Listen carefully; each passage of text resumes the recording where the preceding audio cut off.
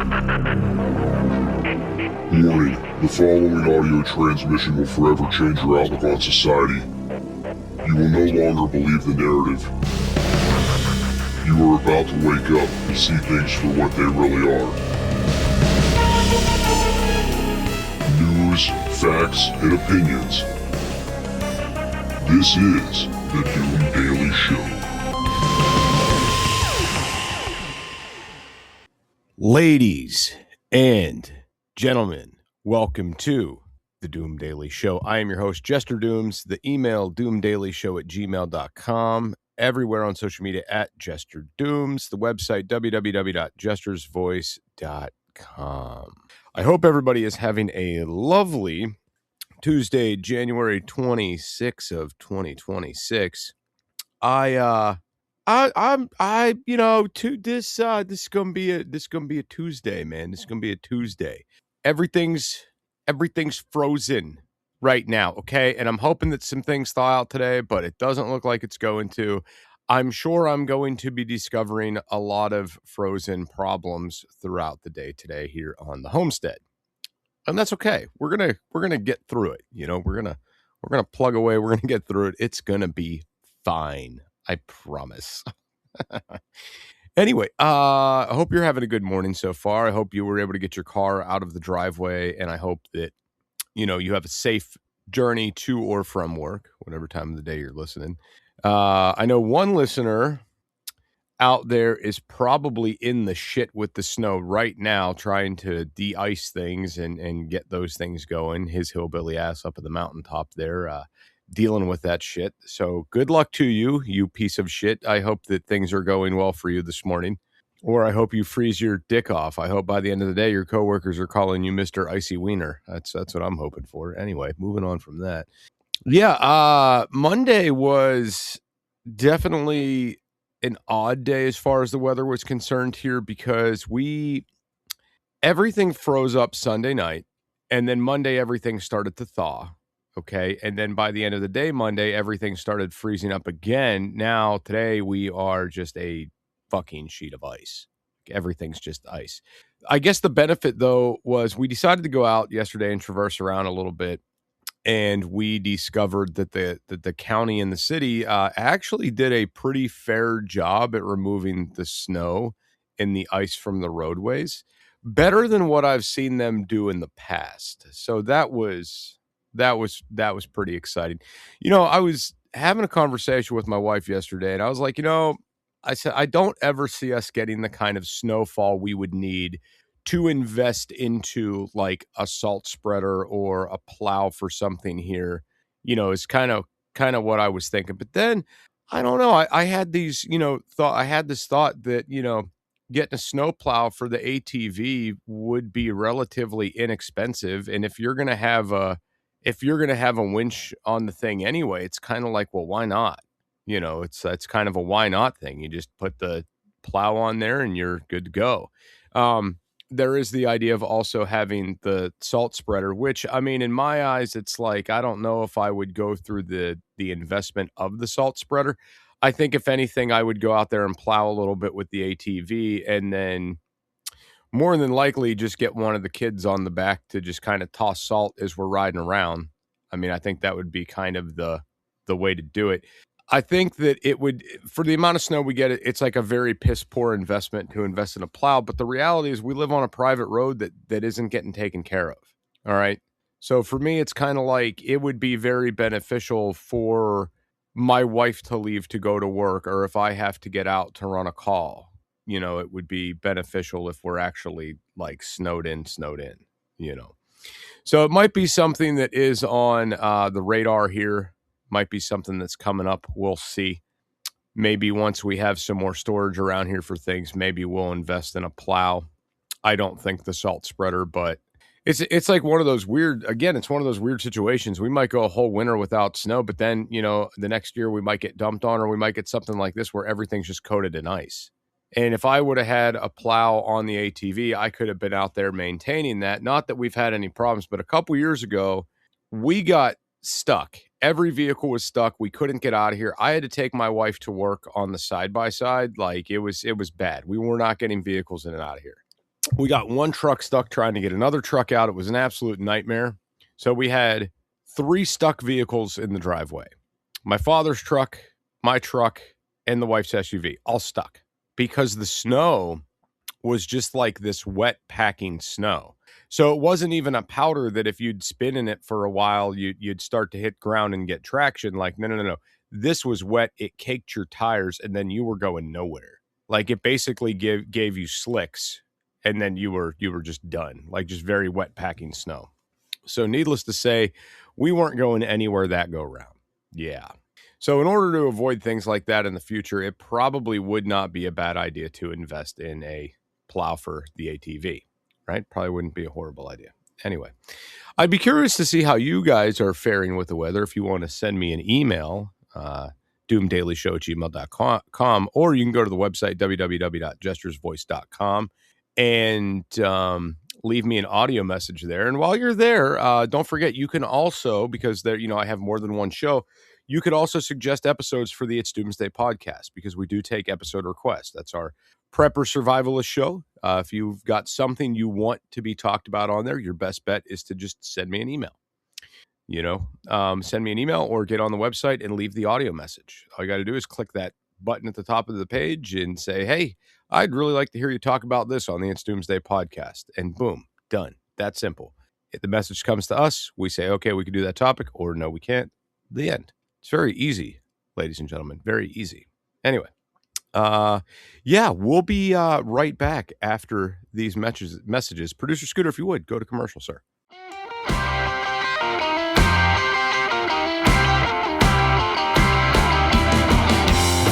Hey, Producer Scooter here.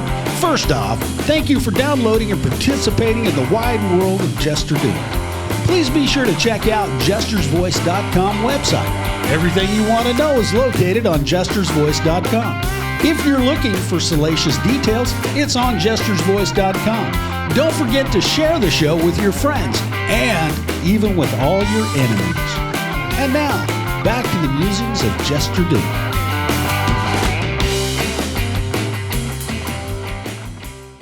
Ladies and gentlemen, welcome back to the Doom Daily Show.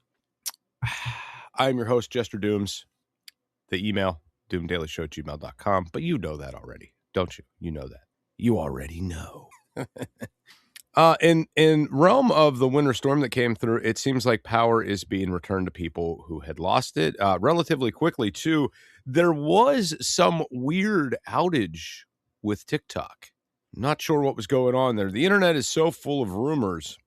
It's unreal. So whatever you see online about what's actually going on, do take it with a grain of salt. All right. I originally heard that a TikTok, something about a TikTok data center in Texas was down, and that was causing like bad problems for TikTok users, except for lives. I guess lives were unaffected. All right, but let's dive more into this Minnesota thing and with the protests and the whatnot, okay? Because it's a hot button issue. And I'll tell you what, it really, guys, you know what it gives me? It gives me fucking George Floyd vibes. Like, that's how it feels like. George Floyd, Summer of Love, all the shit, the chop zone, all the shit. Like, I'm getting vibes like it's coming back anyway. So I want to read you guys this article on the Epic Times. It's by Jack Phillips. Patel says FBI discovered groups funding protests in Minnesota. FBI Director Kash Patel said more arrests are coming in Minnesota in midst of the federal operation and local protests against Immigration and Customs Enforcement, ICE agents, and said the Bureau has made progress in its investigation of groups who are allegedly funding the demonstrations. Speaking to podcaster Benny Johnson on Monday, the FBI director said the Bureau is investigating alleged group funding of ongoing protest against ICE officials in Minneapolis coming in the wake of 2 shootings this month that left protesters dead. We've also got investigations ongoing into the funding of this. We've made substantial progress, he said. We've actually found groups and individuals responsible for funding it because it's not happening organically. Also in the interview, Patel said 4 people were arrested earlier this month after a federal vehicle was broken into in Minneapolis. He said that another person was arrested on Sunday. In a vehicle, we discovered not just FBI firearms, which thankfully were recovered, but also personal information about law enforcement, Patel told Johnson. That personal information was being used on the ground to issue threats of life to FBI agents, along with their wives and their children. There are going to be more arrests on that same matter today and tomorrow. We're not done, end quote. The FBI last week announced it would be offering a reward of up to $100,000 for information leading to the arrest and capture of individuals who allegedly stole government property out of an FBI vehicle. This comes after the Department of Homeland Security, DHS, said a protester, Alex Pretty, was shot and killed after he approached a Border Patrol officers with a 9mm semi-automatic handgun. I will say again, go back, watch the video. Officials did not specify whether Pretty brandished the gun. Go back and watch the video. Videos from the scene circulating on social media appear to show Pretty holding an object in his hand as he struggles with agents. The man's family said in a statement shared by Senator Bernie Sanders that Pretty was clearly not holding a gun, but instead had his phone in his right hand and his empty left hand is raised above his head, which you can visibly see in the videos. Earlier this month, Renee Good was shot and killed by ICE officer in Minneapolis January 7th. Video shows she was driving her Honda Pilot toward the officer when he fired at her. Federal authorities said the officer was struck by the vehicle and hospitalized with internal bleeding. The Trump administration has defended the ICE agent involved in the shooting, saying his life was at risk. Local and national Democratic officials say both shootings were unjustified and now warned they could move to shut down the federal government before a January 30th funding deadline if funding for DHS, the agency that oversees ICE, is included in the package. Democrats sought common sense reforms in the Department of Homeland Security spending bill, but because of Republicans' refuse to stand up to President Trump, the DHS bill is woefully inadequate to retain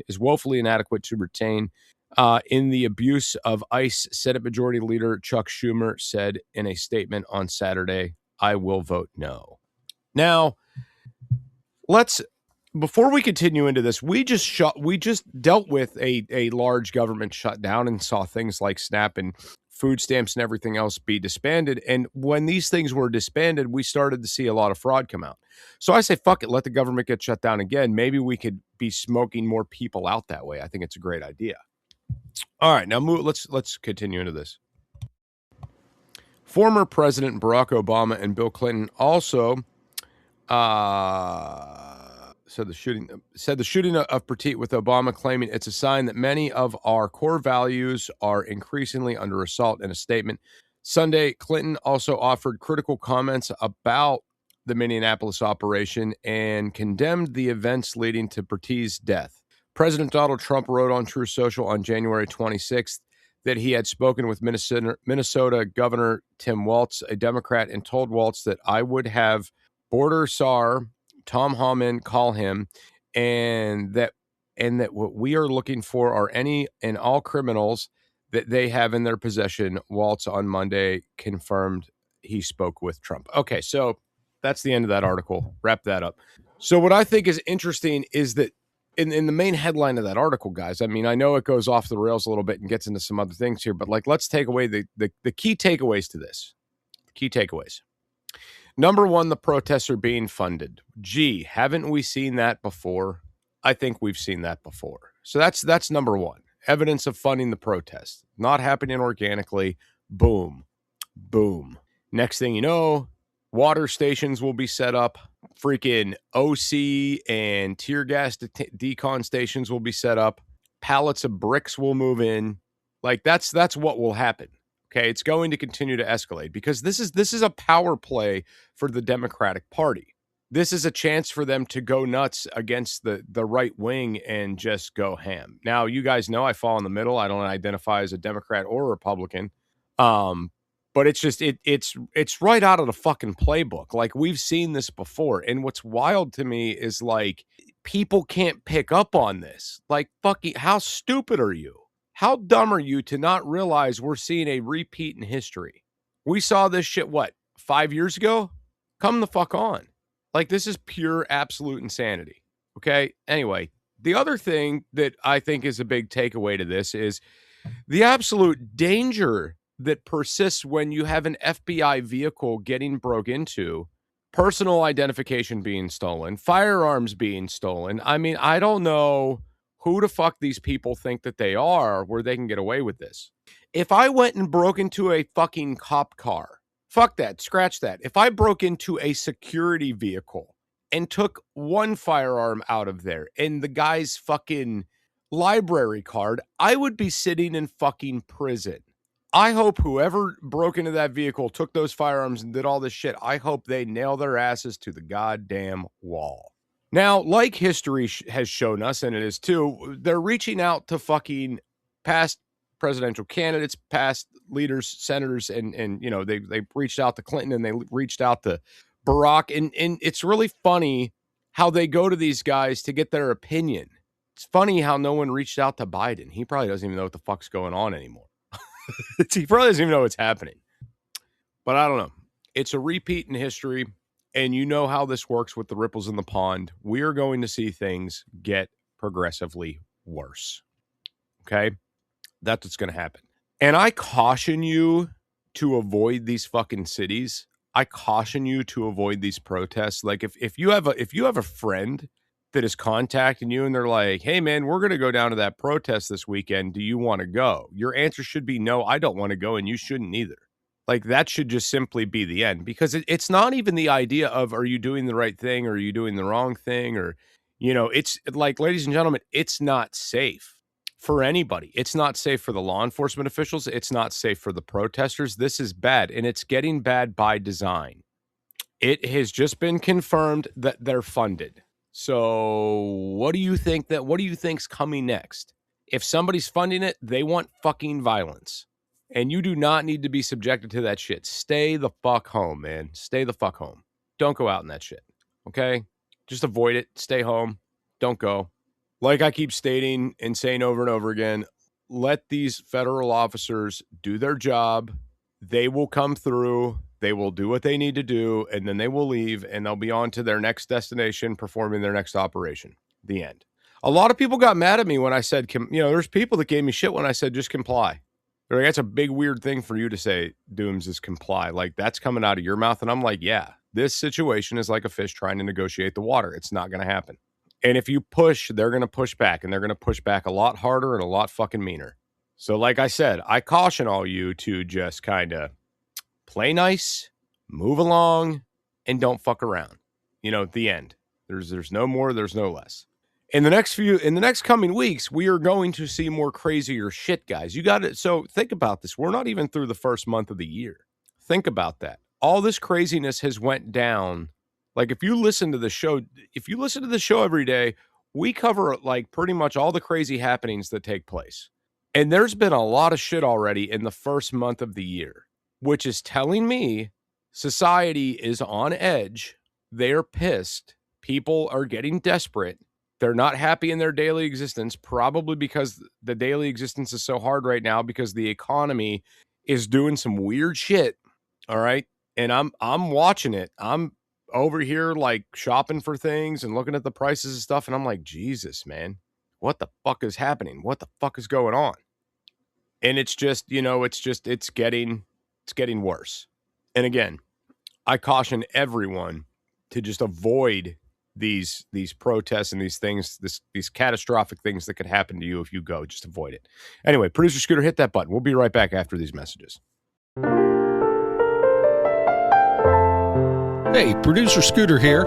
And if you've made it this far, I just want to commend you for diligent listening skills. But also, I want you to take a moment since you've come this far with us.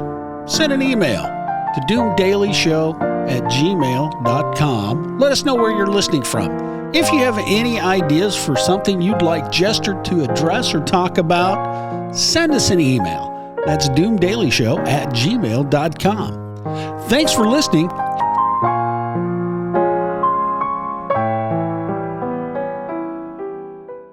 Ladies and gentlemen, welcome back to the Doom Daily Show. I am your host, Jester Dooms. The email, doomdailyshow@gmail.com. The website, jestersvoice.com. Everywhere on social media at Jester_Dooms. If you didn't get the code word for the week, go back and get that from yesterday's episode. Like, share, and subscribe, all that shit. All right, so the economy. Okay, kind of left on that a little bit in the last segment of the show, the economy. All right, so I got something I wanted to share with you guys. Home purchase cancellations hit record high in December. Redfin. This is by Mary Pernan on the Epic Times. Potential homeowners across the nation cancel nearly 40,000 purchase agreements in December of 2025, the highest December total on record dating back to 2017. On January 6th, report from Redfin shows 16.3% of home purchase agreements were canceled, up from 14.9% in December of 2024. High housing costs and rise in inventory have made home buyers more selective, Chen Zhou, Redfin's head of economics research, said in a statement. Home sellers outnumber buyers by a record margin, meaning the buyers who are in the market have options and may walk away if they believe they can find a better or more affordable home. Zhou noted that buyers often walk away from deals by using the home's inspection contingency, citing structural issues or other costly repairs that may be needed. In other cases, she said buyers sometimes realize that their mortgage payments will be too expensive to handle. Atlanta topped the list of regions with the nation's highest amount of contract cancellations. More than 22% of pending home sales in the city fell through in December of 2025, up from 19% in November of 2025. Jacksonville, Florida, San Antonio tied for second place, both reporting 20.6% cancellations, and Cleveland, 20.2% of buyers backed out of deals, followed by Tampa, Florida, with 19.4%. Atlanta first led the nation in cancellations in November and has quickly become a strong buyer's market, with sellers now outnumbering buyers by over 80%, the report stated. Cancellations were least common in Nassau County, New York, at 3.8%, as well as California's San Francisco Metro at 4.2% and San Jose at 8.9%. Redfin's analyst of the highest annual increase in home purchase cancellations indicated that San Jose's potential home buyers rose by almost 7 points from the previous year. Oakland and Sacramento also experienced higher annual hikes in cancellations at 6.3 points and 4.7 points, respectively. Meanwhile, another report issued on January 26, Redfin noted that more than 25% of Gen Zers nationwide own their home in 2025, a 26% increase from the prior year. Gen Z includes those aged 18 to 29, making up the country's youngest adult generation. The reality is that with housing costs still historically high, many young Americans are making compromises on location, size, or timing to get their foot into the homeownership door and start building equity, Redfin senior economic Assad Khan said in a report. Redfin attributed the uptick in younger generation purchases to several factors, including the drop in average mortgage rate to about 6.2% from 7% at the start of 2025, additional inventory on the market, and more seller negotiations.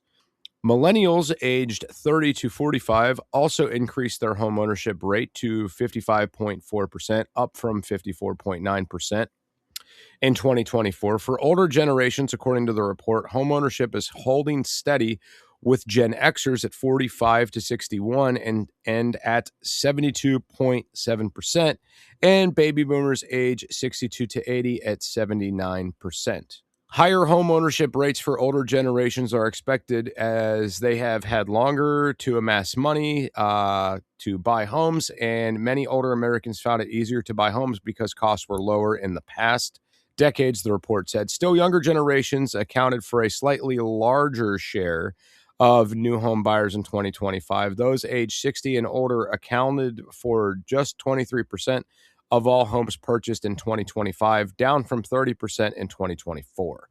So I think that this may be, it could be a couple different things. All right. The main one being like it's an economical thing. People are backing out of deals simply because they're going to be unaffordable. All right. Now, I think that when you look at it and you really break it down, I think that a lot of the reason the younger generations back out of these deals isn't necessarily because they're failing inspections or the mortgage rate, stuff like that. I just think a lot of these people have the handle on technology and can continuously shop online and find better things that they like. All right. And then I think the red tape of the process of getting approved and buying a home and everything else, I think that's getting them bored and is encouraging more browsing while shopping. This is the generation that shops online and super hunts deals and looks for coupon codes and all these things. So if you find, say, a 2,500 square foot house in Tampa that needs some remodeling and shit, and that house is like popping in at 450 grand, but you find one 15 minutes further away and you can still do your commute to work and it's the same price, the same square footage, but needs less repairs, they might sacrifice that 15-minute commute. Like they have the power in their pocket on that smartphone to sit there and work things out in their mind, and they're doing that. Now, as far as the baby boomer generation being the one that retains, most of the real estate in this country, like absolutely that makes sense. But what they're not talking about is the idea that when this generation starts dying off or going into nursing homes and younger generations, or maybe no family, takes these homes, you're talking about really flooding the market with a lot of homes. And I keep hearing people reference, the market's going to crash, the market's going to crash, the market's going to crash.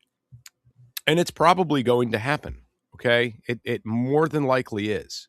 So bear that in mind. Like me and my wife, we've actively been talking about picking up another house in the state of Florida. Like we've been talking about it. We really like the idea of buying a little house down in Florida, nothing that's crazy big, nothing overly expensive, but in a certain area we want the house in. There's a certain area we want the house to be in, because what we desperately want is to have a nice little house down there we can go to whenever we want, that we can Airbnb and make money off of when we're not there.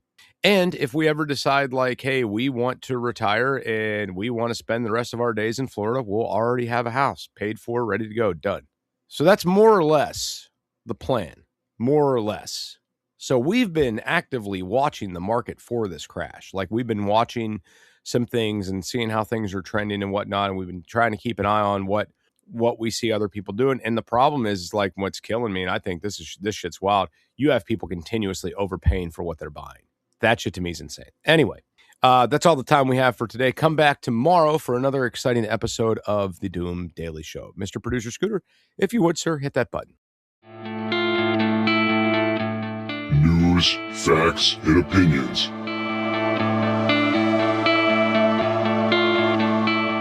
This is the Doom Daily Show.